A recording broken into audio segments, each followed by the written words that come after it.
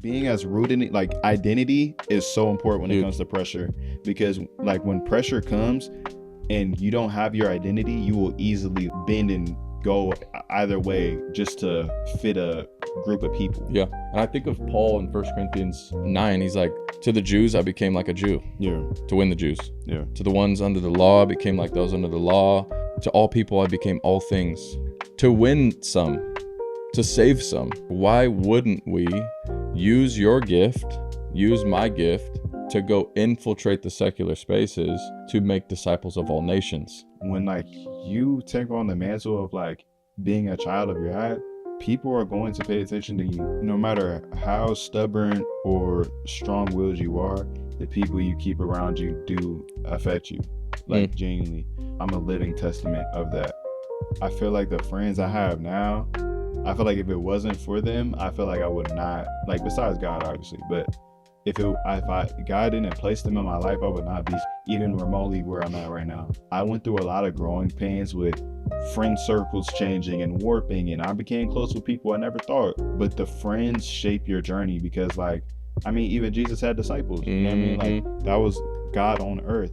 But like, he changed their lives. You know what I'm saying? And like, they went out and changed the world, changed the nation. Turned it upside down. Yeah.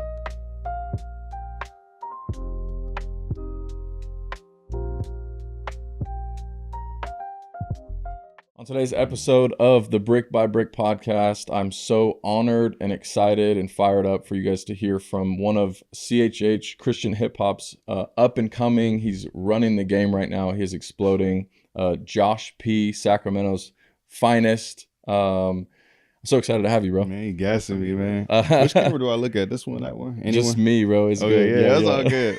No, I appreciate that, man. I feel honored. I feel like I'm enjoying the Super Bowl, man. So let's go. Appreciate Come that. on, good. Yeah. So right off the bat, what does Christian hip hop mean to you? I see Christian hip hop is, first of all, like, I feel like it's an entryway for a lot of like new believers as well, because when I think about it, not everybody's like, oh, like I like worship music, sure, or like contemporary. Yeah, you know what I'm saying, stuff like that, or like gospel, whatever. I feel like it's a way for people to like get into hearing about God, because like, I mean, rap is the most, popular genre ever. So like with that, like kind of being like the most accessible thing for them, I see it as that. I see it as a ministry. And honestly, I feel like it was just something that I knew like in the back of my head I was gonna do, but I was like avoiding it for so long. Like, I was like, man, this is corny. Like, this is the corniest thing ever. I was actually just making secular music last year. Really? Like literally last year. Okay. So like the thought of like hearing Christian rap, the thought of just not cussing in music was just like the most like disgusting thing. Like, it was just bad. But yeah. So I love that. Your rawness and your authenticity right there. I think your music is touching a lot of people because of what you just said right there. Yeah. So you said it's almost like a segue into getting them into the church, getting them into other avenues of worship music, because I consider CHH worship. A lot of people might disagree with me. Yeah, and it is. And that's okay. But I believe it is a form of worship. It's not contemporary worship. It's Christian hip hop worship, right? You are worshiping the King. Yeah. So how did you get into Christian hip hop? You mentioned like you were making secular music a year ago. What encounter did you have? How did you make the transition or the switch over? Basically I grew up like in church and stuff. So like I always like grew up with like gospel, like a lot of black gospel, worship music, contemporary, all that, the whole nine. But like the idea of like Christian rap, and I just felt like I didn't have a lot of good examples of it, was just like very like, ugh, like I didn't want to do it. Like, I'm cool listening to what I'm listening to right now. So like I'm going like the year of last year, like I'm dropping single after single after single. Like, I think I'm hot right. You know what I mean? Like, I feel like I think I'm that guy. I'm trying to go crazy, whatever. And I noticed like, I'm not making no bread for my music. Nobody's like like on the monthly listeners thing, I was only having like 80 listeners. Like I was like, bro, what is going on? Like, am I trash? Because like people were telling me like, oh wow, like we really like your music, da da da. And then like I'm like, man, the numbers ain't showing nothing. That, yeah, like I'm not like a big like, oh, like the numbers have to, but I mean nowadays like numbers do hold weight for sure. Like they kind of mean everything now. And I was just like, man, like I must be buns because like nobody thinks like nobody listening to me. And I feel like I was at the time, I felt like I was making the best music of my life, but nothing was happening. So then as the year continued to go on, this was like November, I come back from Fresno because I was staying in Fresno for like a year and a half for like college and stuff. And I came back to Sacramento and I had a church service I was going to at there's this church called New Season. Mm-hmm. I was going to, and I felt like, excuse me, I was about to burp, but I just felt like I felt like God was, the way my life was going, I felt like God was kind of slowly bringing me back to him because I felt like I was just out there. Like I just felt like especially with me growing up in church and my pops being a pastor, I was just, the thought of being in church anymore, the thought of anything related to God, I was like, well, I ain't got to do that no more. Like it's lit, like it's up, whatever. So when I came back, I felt like it's like a, not even like a whisper, like it just felt like something was like kind of like chinking at my heart, like pulling at you. Yeah, like slowly and slowly. Notice my circle started to change because like while I was out there, I actually had nobody. Like I had a lot of acquaintances, I had people, I had no actual people of substance in my life, and especially no people of God in my life at all. And like over time, I felt like I started to become more like open to the things of God and things like that.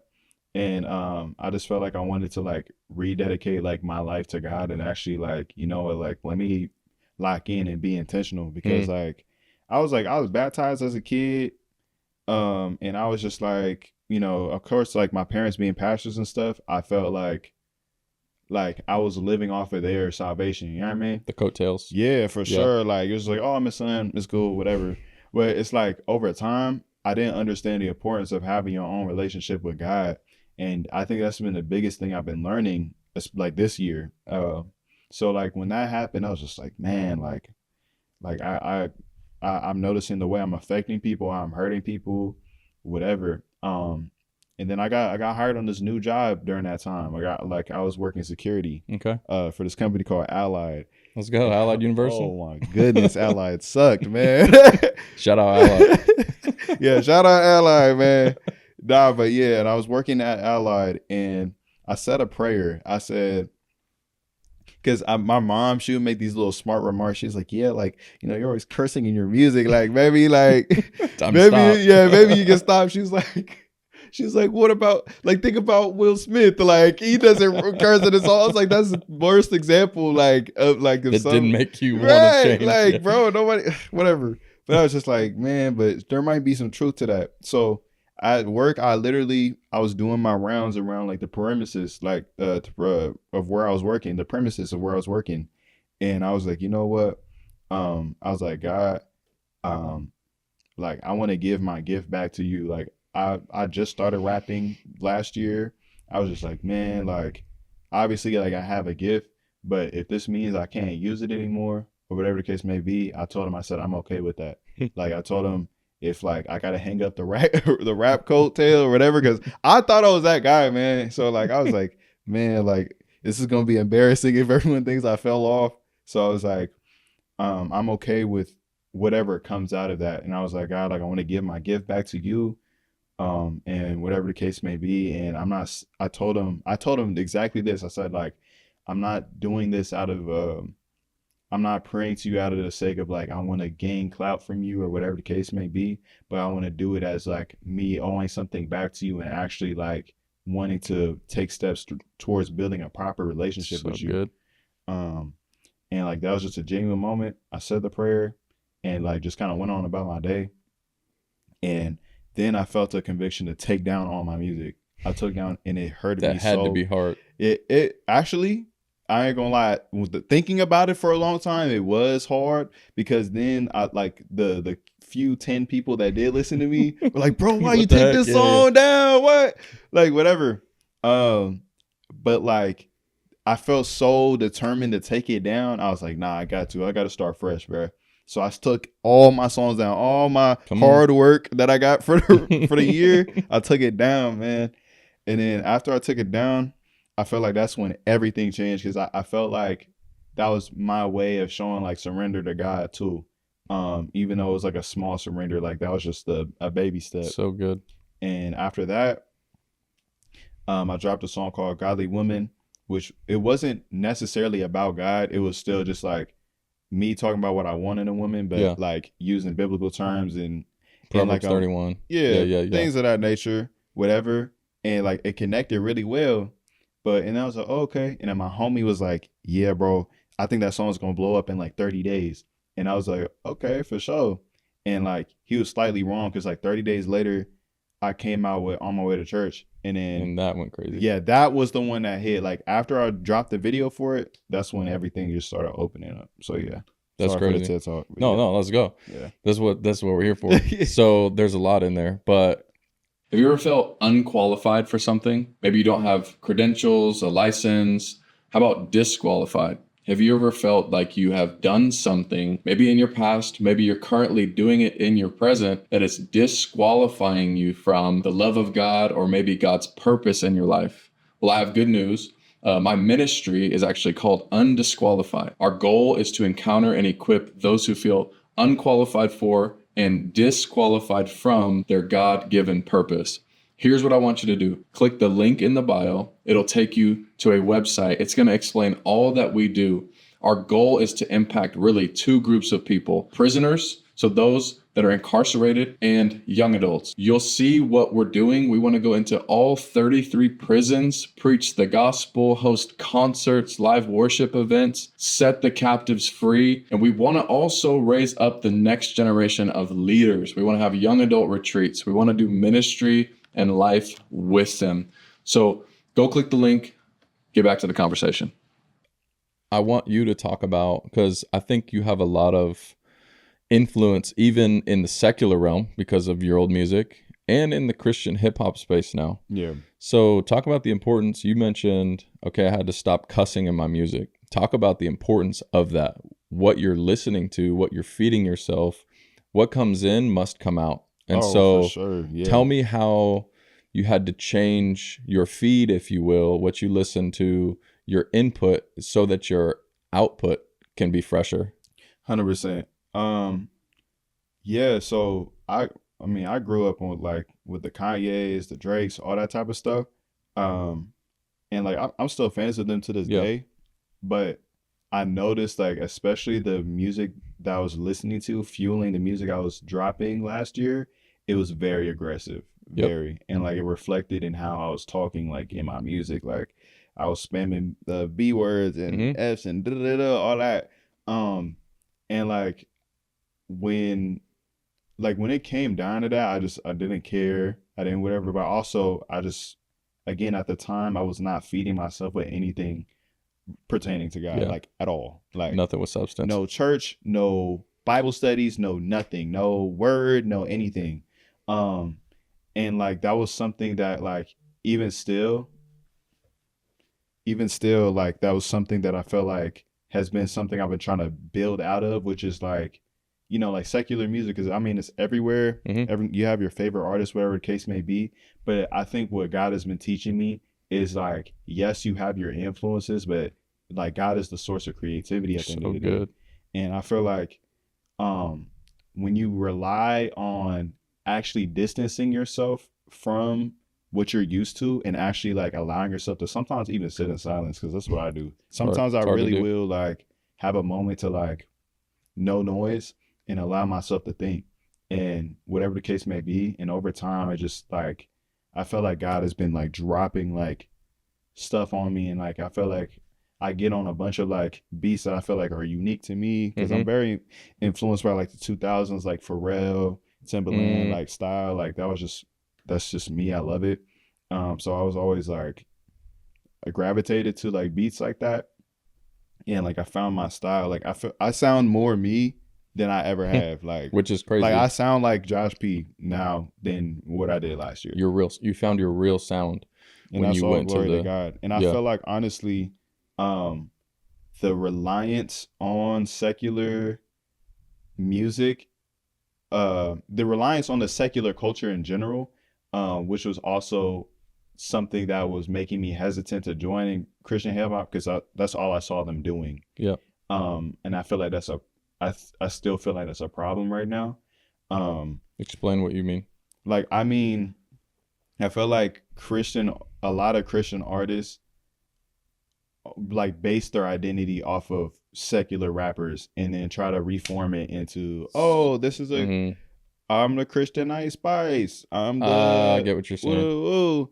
Like nobody wants to You're hear the that. remixed version of somebody that's already existent. Like yes, exactly. Like if I wanted to listen to them, I'll just go and listen to them right now. I don't need to listen to Christian Ice Spice. That's so good. Or whatever. And that's no slight to anybody, but it's just people aren't dumb, and like when they see you trying to repackage that, all you're gonna see in their comments is, wow, you sound like this, or wow, you're like that. And then the spirit of comparison does what it does. Yeah, 100%. And then that's all you're gonna be stuck in. So like I feel like when you go back to the source of creativity, which is God, find beats you like find like parts of scripture that you like, find whatever, get inspiration from somewhere else, you will flow. That's good. Yeah, what you said is so important. I think people miss this, unfortunately. So in the beginning, God created, right? Yeah. And if we're created in the likeness of his image, then that means we too are creatives. Yeah. So I don't believe that we actually tap into our God likeness until we get creative. Yeah.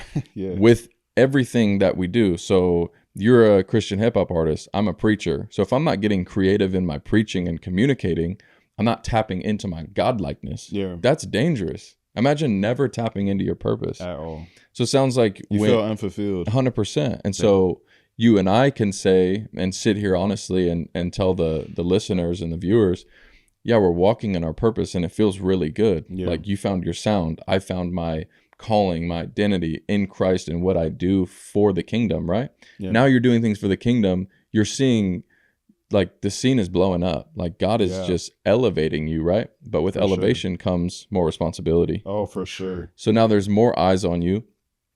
What would you say? Have you dealt with any like pressure, or because coming from a family of pastors, right? I can imagine there was pressure there to perform.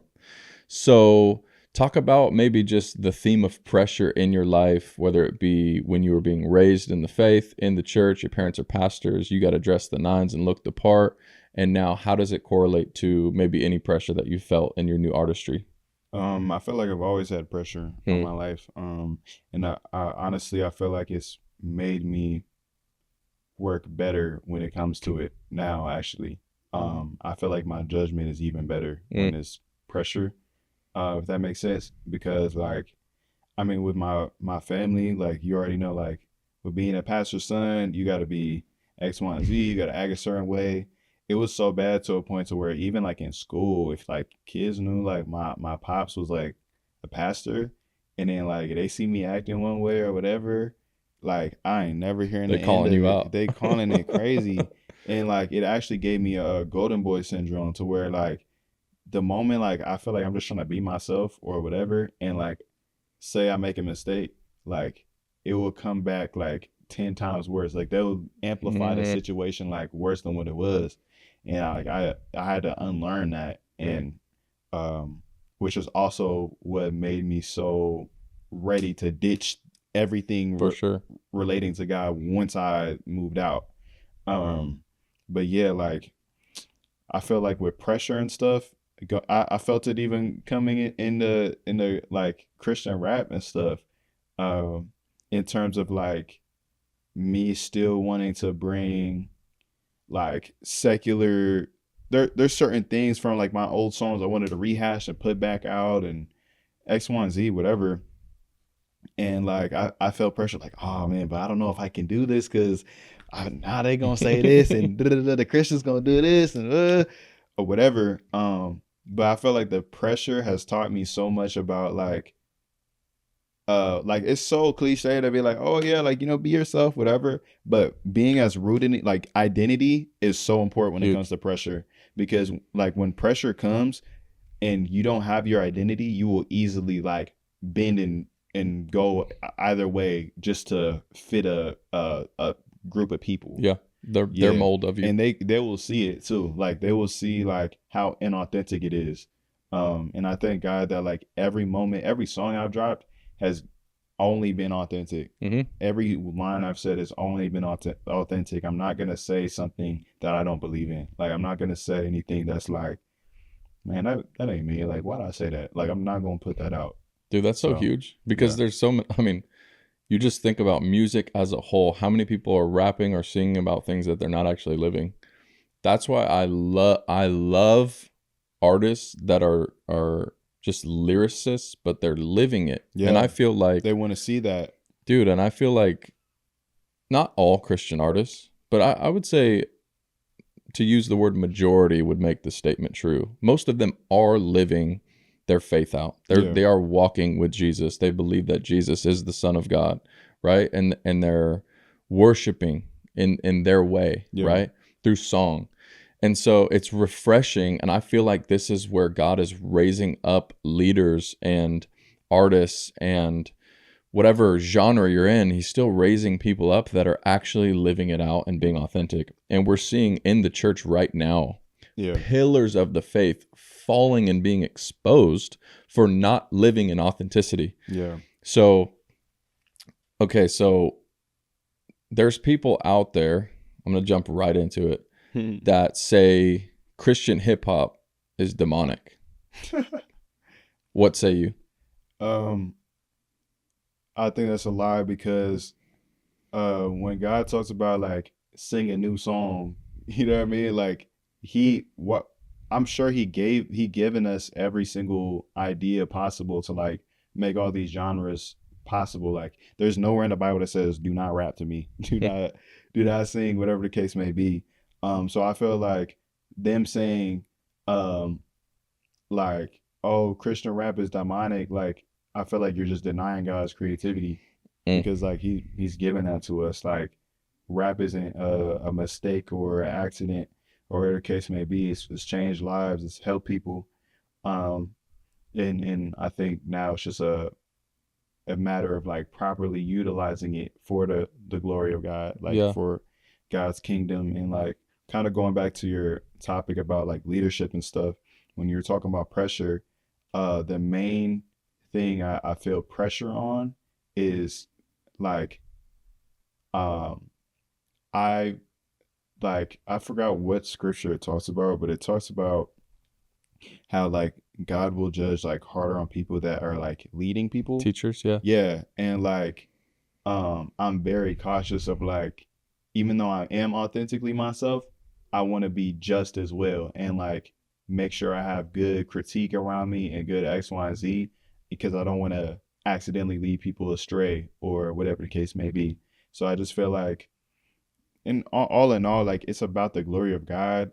It's about serving God. I feel like no ego should be involved. I don't feel like people should be calling it demonic, because I mean, look what it's doing. And actually more people are turning to it now. Like people are actually getting tired of secular music. It's fact. Like no, God is doing something. It's mundane. It's getting mundane. So it's changing. Yeah. I think of there's this verse in 1 Thessalonians, it's, chapter 2, verses 3 and 4, and it talks about for the appeal that we make doesn't spring up through error or impure motives, nor are we trying to trick any of you. But it says we speak as those approved by God and entrusted to the gospel. We're not here to please men, but we're here to please God who tests the hearts. So we're seeing God refine and test his church, believers, artists. People are falling left and right. We're seeing crazy things on the news. Diddy parties. People are going to prison. They're going to be incarcerated forever. Like it's getting crazy, right? But I'm also noticing Christian hip hop is becoming the new mainstream. It's like Miles, like shout out Miles. Shout out Miles, man. His whole thing is like CHH is the new mainstream, and he's just like leading the charge. I feel like for sure. Today, like with going hard and partnering with different secular artists. But like, okay, talk about the importance of Christian hip hop. So, okay, there's like a separation of church and state, right? There's the thing. I believe Christian hip hop should invade every space that we can. 100%. So my mind has actually changed on this. I used to think, well, like, why are we partnering with secular artists who listen to this, or they rap this crazy music about these crazy things and they're saying this and that and the third on there. But it's like, dude, we're called to be salt and light. Mm-hmm. So if we can hop on a beat with that artist and get exposed to their listeners, maybe their listeners come to decide. Mm-hmm. So talk about, what do you think about that? Collabs and entering different spaces in the secular realm? I 100% agree with the fact that, like, as believers, we should be infiltrating everywhere. God doesn't say, "Oh, only be a light in your own church." Mm-hmm. You're not doing anything. You're just around Christians. Nobody's being saved. Yeah. And like when it comes to secular rap, because like I feel like I agree with that, but like in a term of like being selective as well. For sure. I feel like I getting on a song with just any and every secular artist, I don't think it's the smartest move. But like getting on songs with secular artists that where you know where their heart is at, yeah, and like you know like what they're gonna align with what you're doing, X, Y, and Z. I think that's making an impact. Yeah. And yes, like you have that. Obviously, there's monetary gain. Obviously, okay, he might gain more streams or whatever the case may be. But also, like, yes, you can win people over through that. That's not impossible. Yeah. So for people to like push the narrative, like, nobody's gonna go and listen to, like, cause like the Miles and LaRussell collab, right? Yeah. Tough. Like it's super cool, super positive. It's great. And like I heard Miles like talking about like, yeah, like people went from LaRussell and started coming to me. Mm-hmm. You know what I'm saying? And started to like want to hear more. Yeah. You know what I mean? And that's one I was referring to. Like that's like, yeah, that's proof in the pudding, right? The exactly. And I think of Paul in 1 Corinthians 9. He's like, to the Jews, I became like a Jew. Yeah. To win the Jews. Yeah. To the ones under the law, I became like those under the law. Right? He's like, and he keeps going. And he's like, to all people, I became all things. Right? Yeah. To win some, to save some. So like, why wouldn't we use your gift, use my gift to go infiltrate the secular spaces to make disciples of all nations? And do you ever just think about even like studio sessions? Like think about the conversations that could be had when a Christian artist is in like these secular like spaces. Behind the scenes, you mean? Yes. Like when they're making these songs and stuff, like when you're in, like I've been in rooms with like tons of producers and like whatever the case may be, like those are opportunities to like also share the light with them. You know what I mean? Like so good. Like that. Like, hey, like, let me hear more about this. Let me do whatever. Like that's like a time of also like, yes, like it's not just I hand you a check, you get on my song and we're out. Like this is also opportunity to like utilize the time we have and like, hey, like let me tell you about God. Woo. Yeah. You know what I'm saying? Yeah. So you're essentially using it again as a segue for conversations with people who are not saved. And it's going to happen. Like if you're rapping and you're standing on business, so there's a difference between you go to a secular artist and you start being secular, right? And you're not being a light. That's way different. I'm not saying to do that for people. I'm saying if you're standing on business and you're being real and you go into a studio and you're sharing the gospel with the producer or you're rapping about Jesus on every song and he knows that, questions are bound to come, right? Are you prepared in and out of season to answer those questions? And that is proof if you are standing on business. 100%. That's why it's so important to be prepared, right? So talk about maybe just your personal life, what that looks like for you.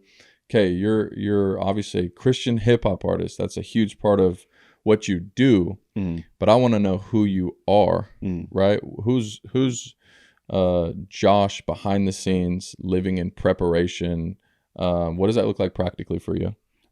So when it comes to living in preparation, I feel like I'm in constant state of like trying to be more like Christ. Like I feel like ever since I feel like I turned a new leaf.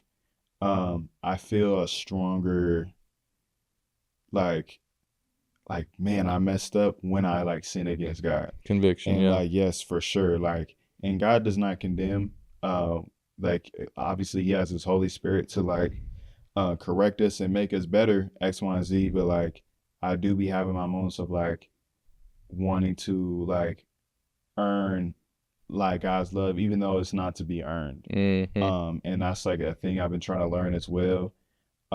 Sometimes like I be feeling convicted and I be like having to sometimes like apologize to like because I have friends that aren't Christian too. Yeah. Like, you know what I mean? And like I've had moments where I feel like I didn't properly represent Christ to them.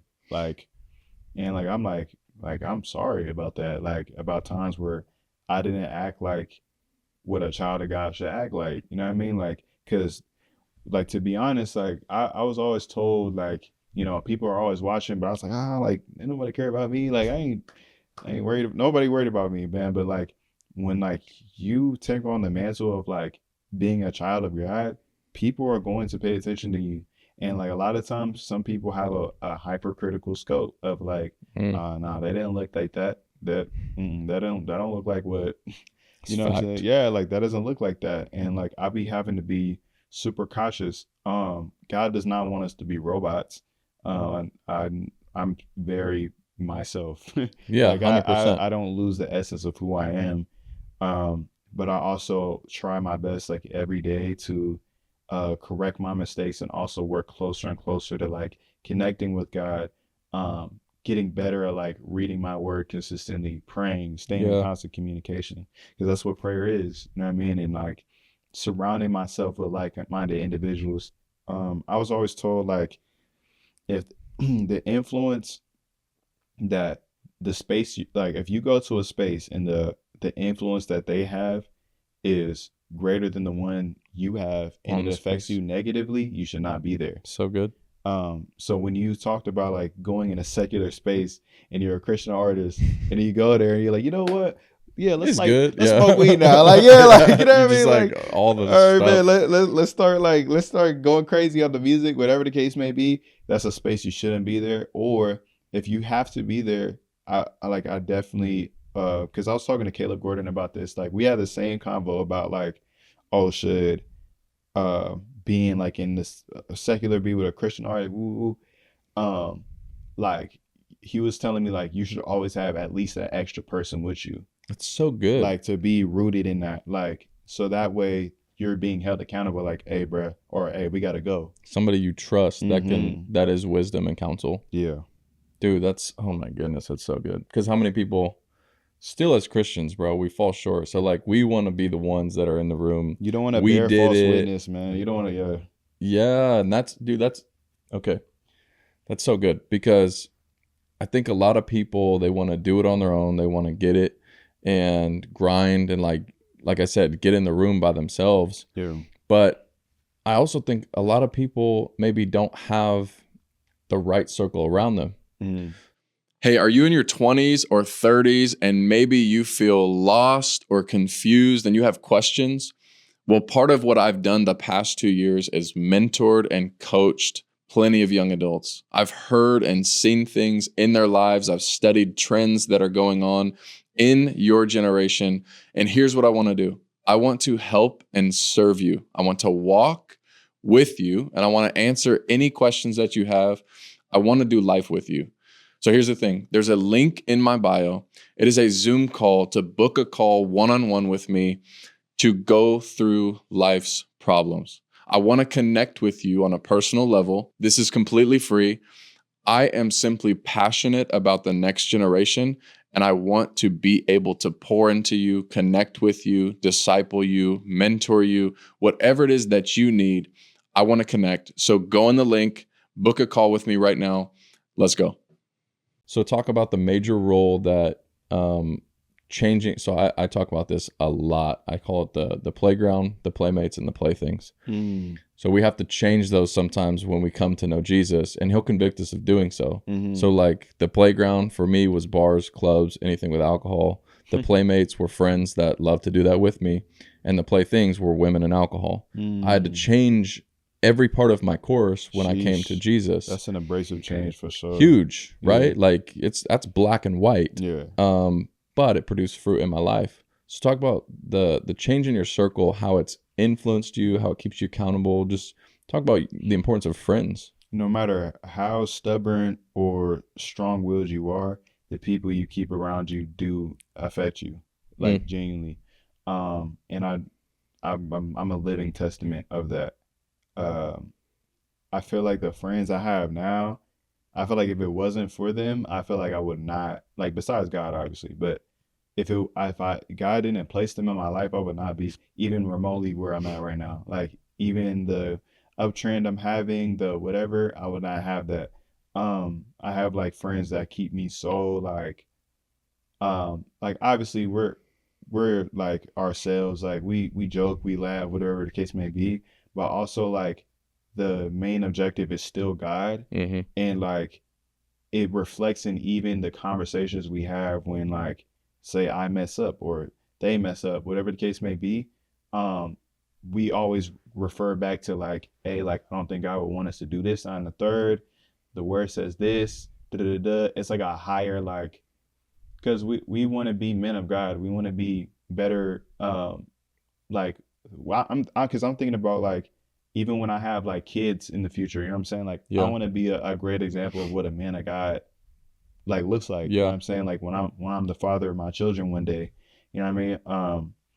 So like having friends that like love God and actually want to see you grow and are actually progress, because there's people that could be like, oh, like, I'm your friend, whatever the case may be, but you guys aren't progressing.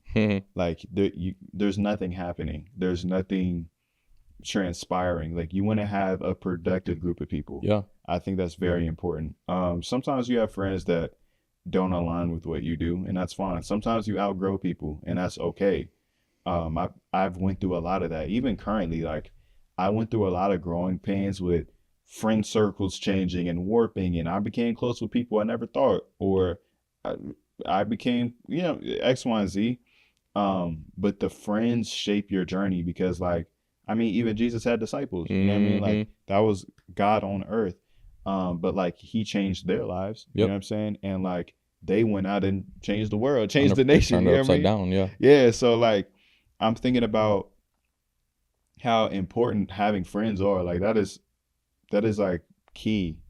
Like, the devil wins when you're by yourself. Like, he like, why do you think like animals, certain animals, like, they roll in packs? They're easier to get picked off if they're by themselves. So good. Like, that's you know so what I mean? good. So like, just think about like that. Like, when you're by yourself, if you're struggling in some type of sin, like lust, whatever, tell somebody. Like, and if you don't have anybody, like, I feel like praying is one thing, right? Like, I feel like praying is definitely important, but also actively searching is another thing too, because faith without works is dead. Like, yes, if you really want friends that bad, yes, like, reach out, like, whatever the case may be, get plugged in into some type of something. You know what I mean?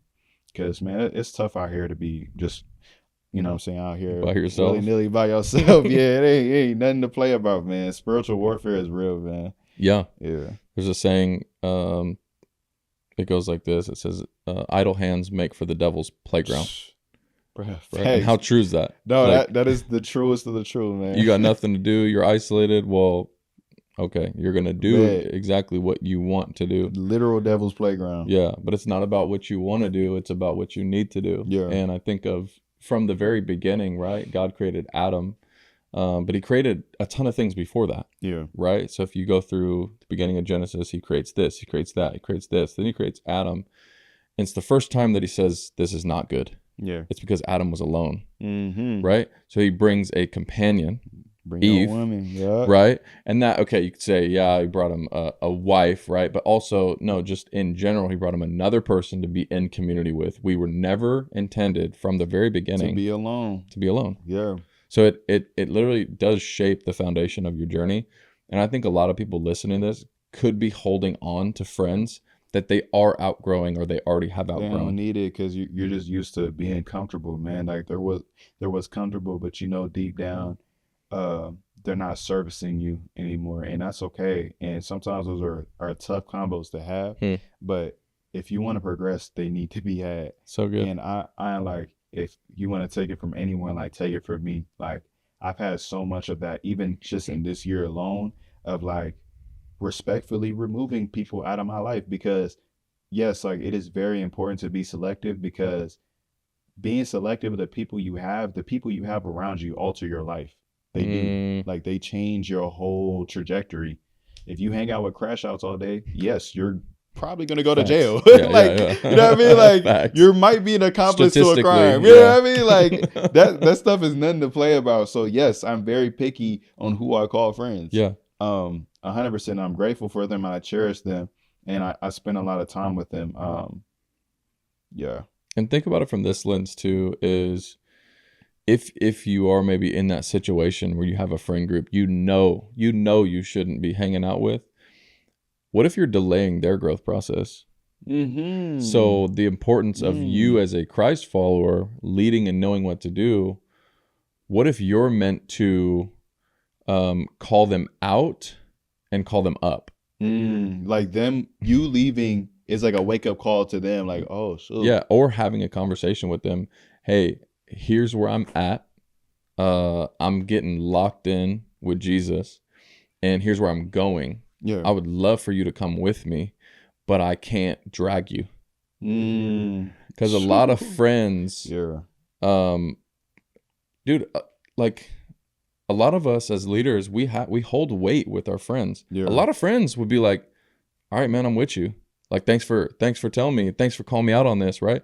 But I think some of us, we just don't want to have that conversation of calling someone out and calling someone up or calling them higher. It's abrasive, yeah. But bro, we could be delaying or hindering their growth process when God wants to elevate them too.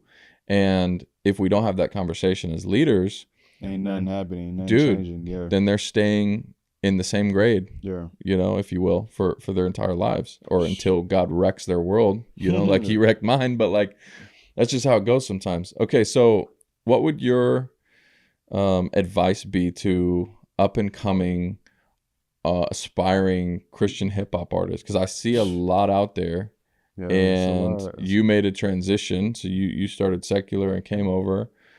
People that are watching this, young kids that are like, dude, I want to be like Josh P.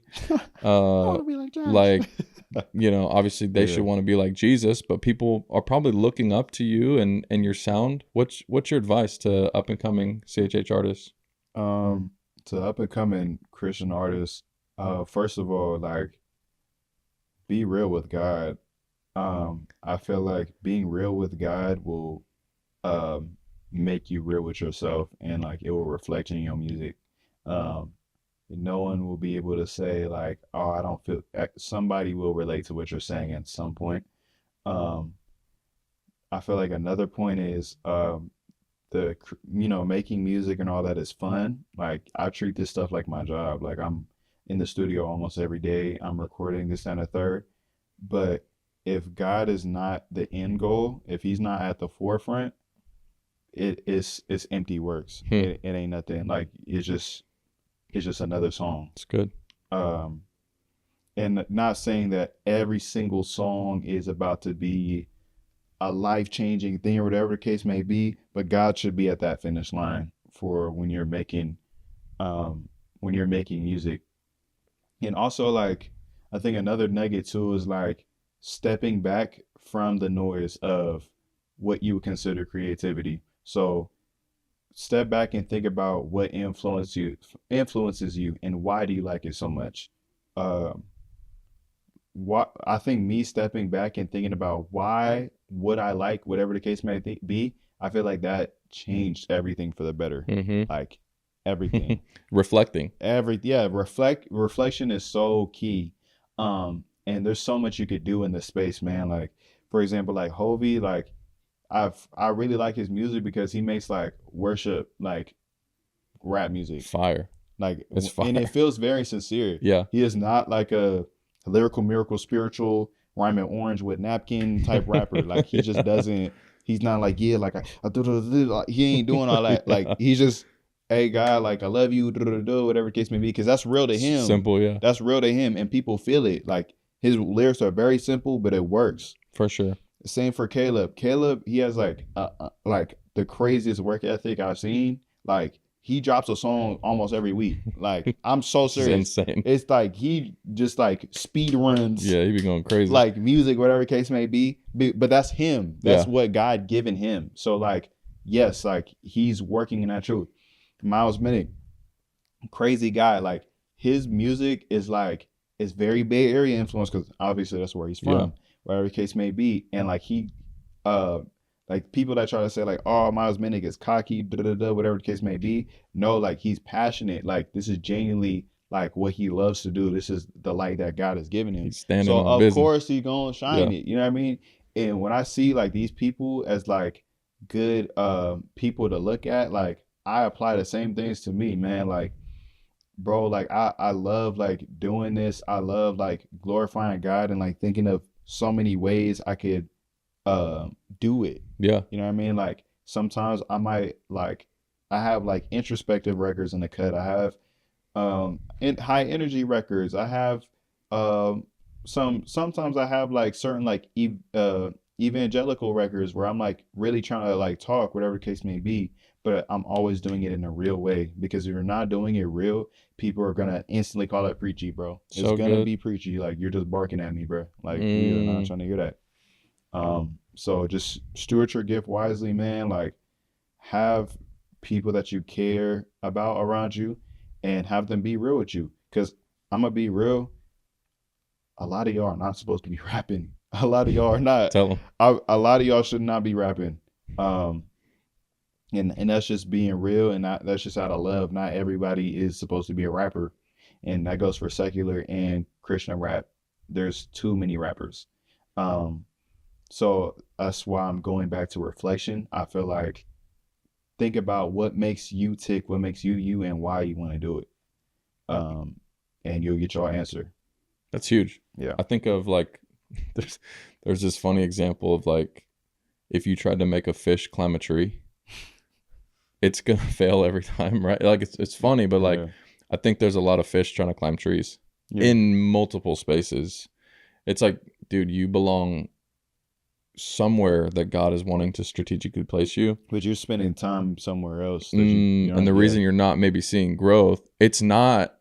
The answer is not for some people. You got to just keep grinding. The answer is reflect on your gift. Sometimes you got to pivot. That's like so helpful. That's gonna help a lot of people because that's true. If you're not operating in your gifting, you're now operating out of your purpose. Boom. So, okay, the Christian hip hop space right now. Mm-hmm. What does it need? What does it need? In terms of like, it's blowing up. It is, but great. Like I think this year has been the best year it's had so far. But with, like I said earlier, with individual people, the same with the whole space. With more recognition, the more eyes, the more responsibility. So your word, your wisdom to the Christian hip hop space right now, what do they need to do? What do you guys need to come together and do right now to make this thing keep burning? First of all, don't be afraid to get your hands dirty. And that goes for like mingling with people who don't believe in Christ, trying new things.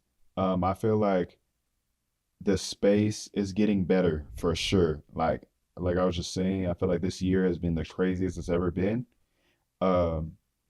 We need to hone in on the creativity side of things. We really do. I feel like certain things are getting rehashed a lot that are like, okay, we kind of heard this before. Let's move on. We have this. This is an entire book. This is a Bible. Yes. For the viewers. A Bible. Yeah, that is a hard copy Bible, full of creativity, stories, ideas, passages, whatever to pull from. Like we should be thinking about what can we pull from there to adapt. So like the bar, I feel like we are doing a good job like of raising the production value with certain acts. I feel like just as a whole though, that should be the thing, like raise the bar. When you think about like the 1800s, right? So like back in the day, shoot, I mean, I'm saying back in the day, I wasn't even alive, but I'm just like, Yeah, okay, still back in the day. yeah, Though. like the 18. Somebody was there. Okay, but like the 1800s, right? So like Christian art was peak.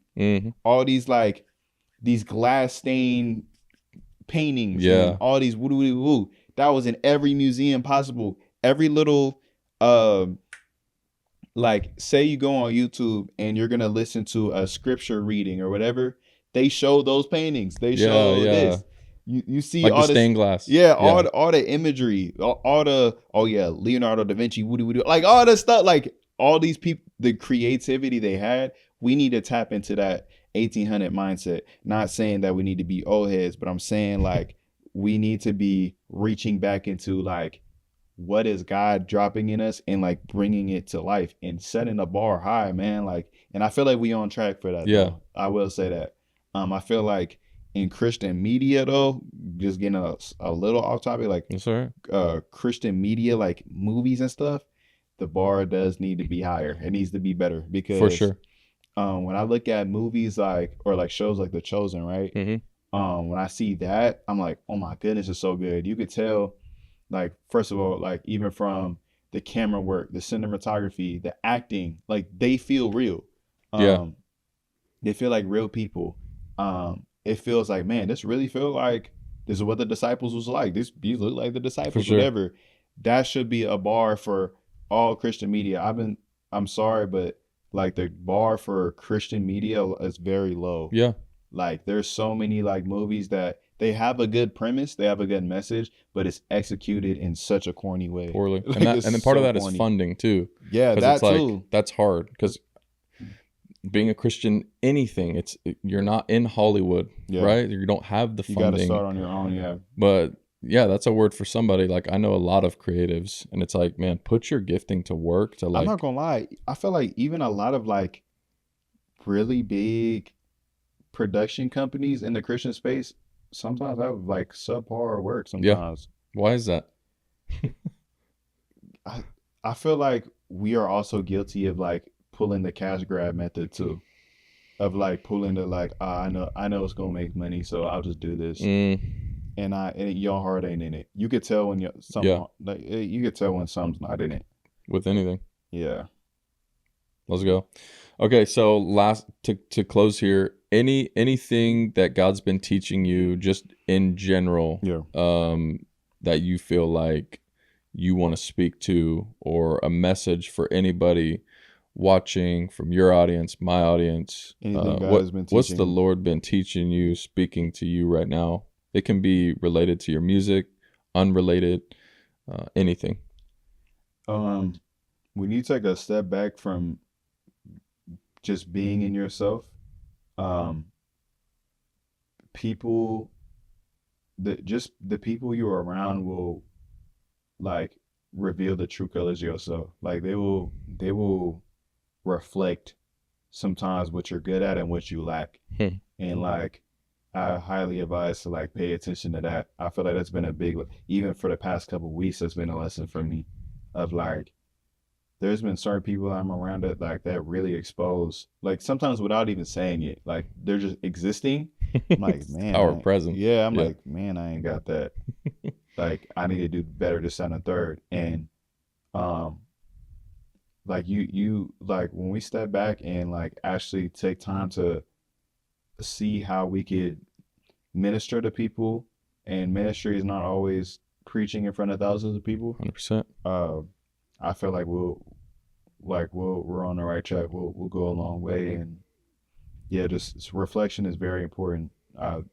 That's kind of been the theme for this whole thing, like reflection and transparency. Because God is not stupid. Like he's not dumb. He sees when you're gonna do something that You just said you wasn't gonna do. He sees when you're trying to be slick. He sees everything. So the more honest you are with him, the more it's like the truth will set you free. Amen. You know Come what I on. mean? Like that will open so the... much for you. Like there's so many times where I've withheld info from people I feel like I owed it to or whatever. And when I finally let it go, I was like, man, I feel like my chest is 10 times lighter. And like I felt like I could finally progress in a way I could properly move. Yeah. Because lies and just like it feels like a burden. It feels heavy. So just be honest with yourself, your friends. Yeah, stay in school. Don't do drugs. I love that.